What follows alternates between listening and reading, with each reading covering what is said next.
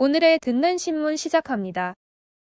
총기 규제가 미국의 국가적 화두로 떠오른 가운데 연방대법원이 정치권과 정반대의 해석을 내놓았습니다. 연방대법원은 23일 공공장소에서 총기 소지 권리를 확대하는 판결을 내렸습니다. 반면 같은 날 연방상원은 총기 규제 강화 법안의 처리에 필요한 절차를 마무리했습니다. 민주당이 장악한 의회와 보수 성향인 연방대법원의 총기 문제에 대한 극명한 인식이 보여진 겁니다. 자세한 내용은 기사를 통해 확인 가능합니다. 물가급 등으로 거의 모든 생필품 및 서비스 비용이 상승하는 가운데 한인들이 필수로 찾는 미용실 가격도 크게 오른 것으로 나타났습니다. 최근 고급 한인 미용실을 찾은 적 있다는 40대 남성 B씨는 이제는 팁을 포함해 40불 이상을 요구해 가격이 부담스럽다고 밝혔습니다. 페어팩스의 한 미용 실업주는 코로나 이후 가격을 한 번도 조정한 적이 없었는데 이번 인플레 인상 이후 가격 인상을 결정했다는 입장입니다. 미주 한인재단이 22일 정기이사회의를 갖고 사업계획 등 현안을 논의했습니다. 미주 한인의 날 기념식은 1월 12일 연방의회 레이건 빌딩에서 연방의원, 인사회 지도자 및 차세 대표자들이 모인 가운데 포럼 및 오찬 행사 등으로 마련될 예정입니다.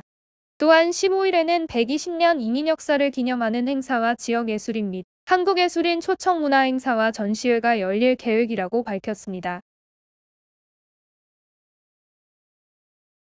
지난 주말 타이슨스몰에서 벌어진 총기 소동 용의자 노아 세틀스가 자수했습니다. 워싱턴 DC 지역 두 갱이 몰에서 우연히 만나 감정 싸움이 몸싸움과 총기 발사까지 이어졌다고 밝혀졌습니다. 이날 소동으로 쇼핑객들은 공포와 불안감에 대피했고 그 과정에서 3명이 부상당했습니다. 메릴랜드에서 세 번째 원숭이 두창 감염자가 보고됐으며 워싱턴 DC에 위치한 조지타운 대학 캠퍼스 거주자 1명도 감염이 확인됐습니다. 22일 기준 전국 감염자는 모두 156명으로 증가율이 점점 높아지고 있으며 해외여행 전력이 없는 이들의 감염도 늘고 있습니다. 연방정부는 23일 원숭이 두창 바이러스 검사를 위해 5곳의 대형 임상병리회사와 계약을 맺고 기존 주간 8,000명 검사 능력에서 4만 건 이상 검사 능력으로 늘릴 것이라고 밝혔습니다. 지난 22일과 23일 천둥 번개를 동반한 비바람으로 워싱턴 지역에서 4만 가구 이상이 정전 피해를 입었습니다. 일부 지역은 시속 80마일 이상의 돌풍으로 전봇대와 나무가 전복해 주택 등이 크게 파손됐습니다. 메릴랜드 각 주립대학은 SAT와 ACT 시험 점수를 요구할지 혹은 옵션 조항으로 남겨둘지 여부를 자유롭게 결정하게 됩니다.